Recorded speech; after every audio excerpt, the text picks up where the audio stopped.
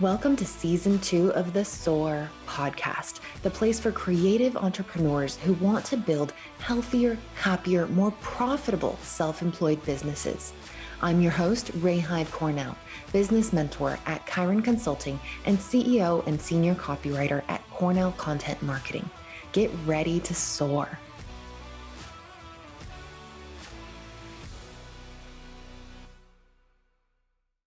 Welcome to the SOAR podcast. In this episode, I want to talk about something that a lot of people feel like they can't talk about, or they shouldn't talk about, or that they should just be able to push through and overcome, and they feel ashamed or embarrassed or somehow not good enough if they struggle with this.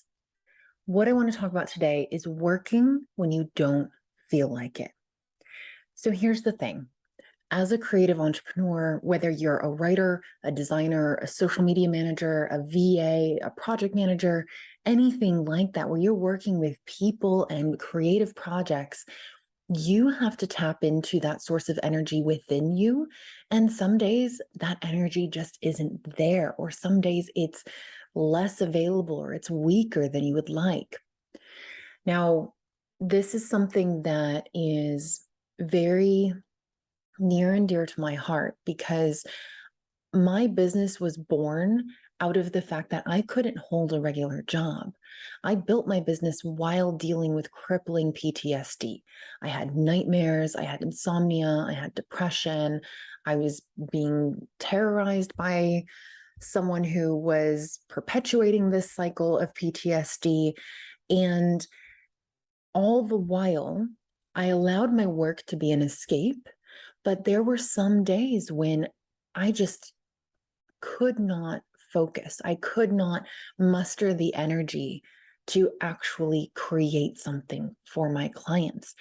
And it's not so much a matter of having to overcome that or force yourself to do work when you don't feel like it. But really, what I want you to understand by the end of this episode is running your own business and being a creative entrepreneur allows you the freedom and the flexibility and the space you need to heal those things that are draining your energy. Whether you're like me and you struggle with PTSD, or whether you just had a bad night's sleep, or maybe you have depression, anxiety, ADHD, or something else, you need to be able to continue operating your business even if you don't feel like it. But at the same time, your business needs to be flexible enough to allow you the room that you need to heal and understand the way that you best work given your current condition. So let's talk about the hard stuff and, more importantly, how to overcome it and build a business that supports you rather than you having to show up from 8 to 5 and work and put on a smile and fake it.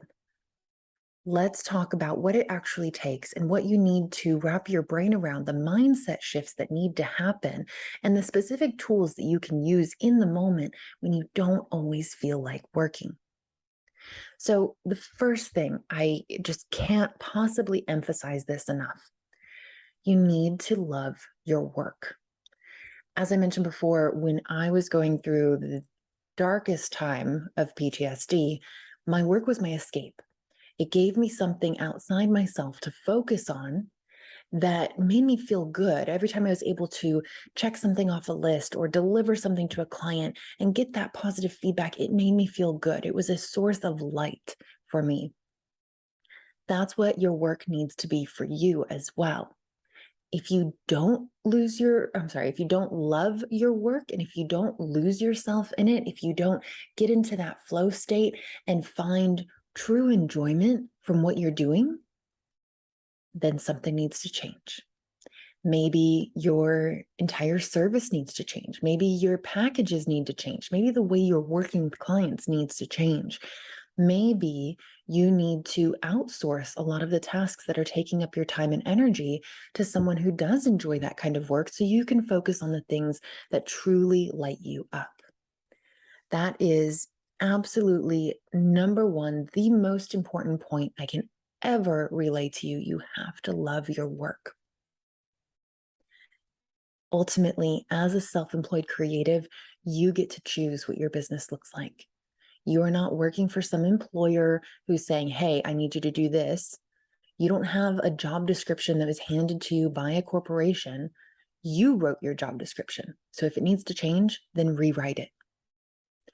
The second point is screw the to-do list. Now, don't get me wrong. I love to-do lists. I am a major planner. I am an uber Capricorn. I am so hyper organized that I get compliments on it from my clients, and people refer me to other people, and they actually say that in their introduction emails. She's the most organized content marketer that I've ever worked with. And there's a little bit of neuroses in there, but if I can let go of the to-do list at times, then so can you. You need to lean into doing whatever feels good in the moment if you don't feel like working. So, for example, and this happens to me, I'd say a couple times a month, maybe 2 or 3 times a month, where I look at my to-do list, and some of these things on my to-do list, I know they're due today, or maybe they're due tomorrow, but none of them are calling out to me. And it's not just that they're not calling out to me, but they are like these huge black holes of resistance. I just don't even want to go near them. I just can't even stomach the idea of doing these things on my list. Now, tomorrow or the day before, I may have been super excited to dive into those things, but for some reason today, in this moment, I really am resisting doing those items on my to-do list hard. And in the back of my mind, there's something saying, you know, man, I just really wish I could work on this. I wish I could work on this project. And typically it's internal stuff. It's a course I'm creating. It's a workshop I'm building out. It's an email series I'm writing. It's a lead magnet I'm creating for my people at Chiron. Usually those are the things that I can do even on the worst days. And so even if it means working on something that you know isn't due soon, or maybe it doesn't even relate to client work, any progress is good progress. And oftentimes what I find is when I stop looking at my to-do list and I close my eyes and I go, what do I actually feel like working on right now? And I work on that thing. I make so much progress on it. Maybe I even finish that project. And then that completion, that accomplishment gives me the momentum and energy to move on to something that's important on my to-do list. It refreshes me. It re-energizes me. So rather than beating yourself up, staring at a blank page, allowing your to-do list to dictate to you what you should and should not be working on, follow your energy. Follow what's calling you. Follow what you're inspired to do. Follow what you actually want to be creating in that moment. Now, the third point here is when we don't feel like working, often we find ourselves saying things like, I'm tired. I just don't have the energy. I can't concentrate. This means that you need to understand how to care for and recharge yourself. You need to know what things are draining and what things are energizing. You need to know what makes you feel good. You need to know what lifts you into a higher state of mind, a higher mood, a higher vibration, a higher energy.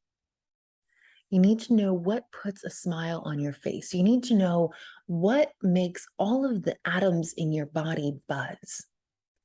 And there are a few things that work really well for me. The absolute number one game-changing thing that I can do when I'm not in the mood to work, I'm just feeling blah, is getting a hug from my husband. And he knows this, and he has given into it. And I don't mean like a quick 2-second hug. I mean, honey, hang on a sec, because I'm going to be clinging to you for the next 60 seconds. I need a real good hug. That recharges me.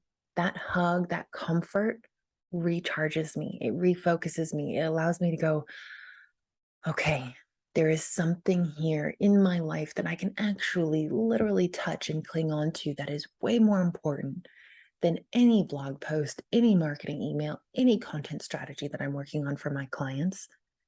Here he is. I'm so grateful for him. I feel that energy and that connection, and I feel recharged.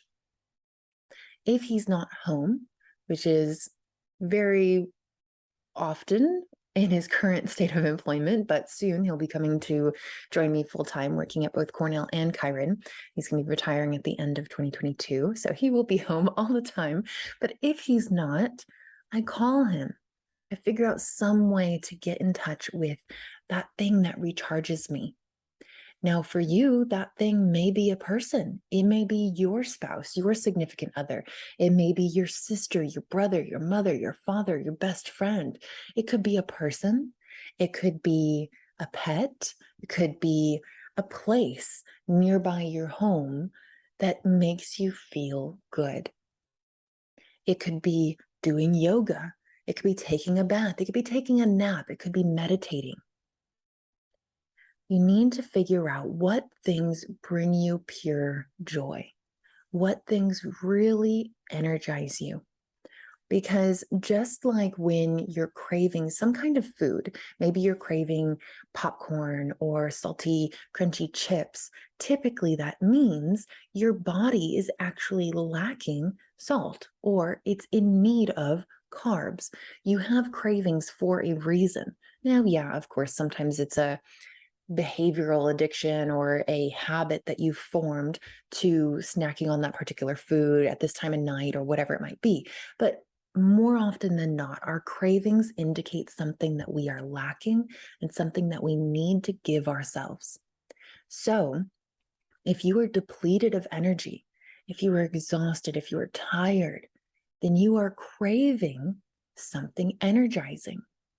Just like you need to know if you're craving something sweet, you need to have that bar of dark chocolate in the pantry, or you need to have that, organic popcorn or whatever it is that you want when you're craving something in particular.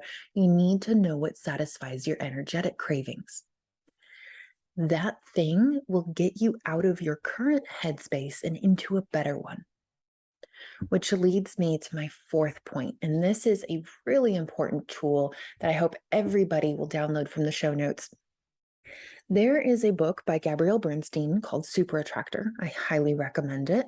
And in that book, Bernstein talks about Abraham Hicks's ladder of emotions. So what I want you to do is look at this ladder of emotions, and I'll read these out to you so you can understand if you're just listening. The ladder of emotions is a hierarchy of states of being. And when we find ourselves in a negative state of being, like pessimism, frustration, irritation, impatience, doubt, worry, anger, rage, jealousy, hatred, guilt, insecurity, powerlessness, any of these negative emotions, I want you to ask yourself, what is the next highest emotion that I feel I can actually experience in this moment? So let's say I'm in a state of worry. Let's say I'm worrying, I'm looking at my to-do list. I'm like, oh my God, I don't know how I'm going to finish all this in time. I'm going to make these clients mad if I don't deliver on time. I'm so worried. What if I lose the client? Oh my God, oh my God, oh my God. What if I'm in that state of worry? I look at the ladder of emotions.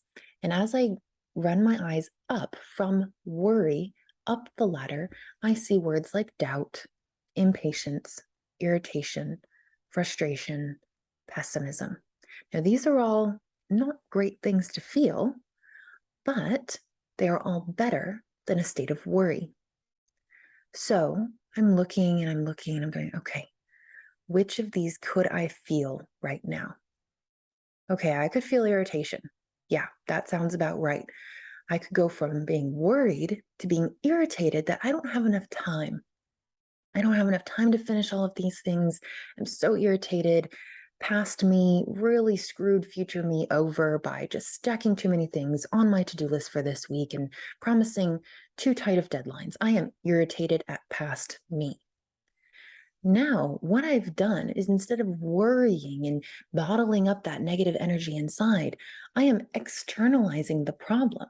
Yeah, I'm irritated, and that's still not a great thing to be feeling, but I'm starting to separate myself from the problem.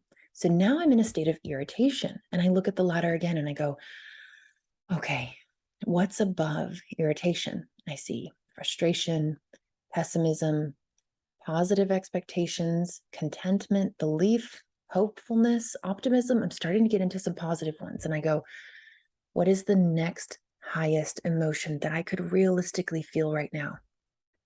And that irritation, frustration is next, and then pessimism, positive expectations. Okay, I'm kind of oscillating between pessimism and positive expectations. So in my head, I go, pessimism. Okay, if I'm feeling pessimistic, then I'm thinking, and if I don't deliver this in time, I'm going to lose this client. The client's going to just hate me, fire me on the spot, and I'm going to lose that monthly revenue. But then I go, wait, that's probably not going to happen. If I just let them know, hey, I'm a bit backlogged. Hey, I got behind on this one thing or this other thing. I need a couple more days to do your project. I know this client. They're nice. They're kind. I enjoy working with them. They're probably going to say, oh, that's fine. Yeah, just, get it to us next week. Now what I've done is switched into positive expectations. I have dove into pessimism, but allowed my logical brain to take over that internal dialogue and say, yeah, that's the pessimistic view, but that's most likely not going to happen. What's likely to happen is XYZ, and XYZ just happens to be a positive expectation. So now suddenly I'm on the positive side of the ladder of emotions. Now, as you continue climbing this, you'll see things like contentment, belief, hopefulness, optimism, enthusiasm, happiness, passion, eagerness, love, empoweredness, joy, and freedom. These are all the positive emotions that I want you to get to feeling. But it's not realistic for us to expect ourselves to jump from worry straight to positive expectations. But we can gradually climb that ladder. And this can be something that you can do. Me narrating this took, 5 minutes maybe? But you can do this in a matter of seconds or minutes in your head. So take that moment, take a deep breath, and think about what is the next highest emotion that I can feel, even if it's a negative one still. Let me climb this ladder. So have a look. I'm going to put the link to this really helpful image in the show notes. Have a look at it, download it to your phone or your computer, keep it handy so that when you don't feel like working, you have a tool that can actually help you climb out of that hole. Now, altogether, if you are doing work that you love, if you remember to follow your energy and what's really calling out to you, as opposed to letting your to-do list dictate you, if you know how to care for and recharge yourself, and if you use the ladder of emotions tool to climb out of those dark places, you can make progress. You can get work done. You can get that sense of accomplishment and achievement, even if it's one thing that you get done for the moment, for the day, for the week. One thing is better than nothing. One thing builds momentum. A rolling stone gathers no moss. A body in motion stays in motion. If you are able to build that one piece of momentum and start creating that forward motion, you can ride that wave. And this takes concentrated, deliberate effort. But it's something that, especially if you are a self-employed creative who struggles with depression, anxiety, insomnia, PTSD, ADHD, anything like that, these are surefire ways to help you make progress and separate yourself from the condition that your business is offering you the freedom to heal from. Thanks so much for joining me today on this episode of the SOAR podcast. I'll see you in the next one.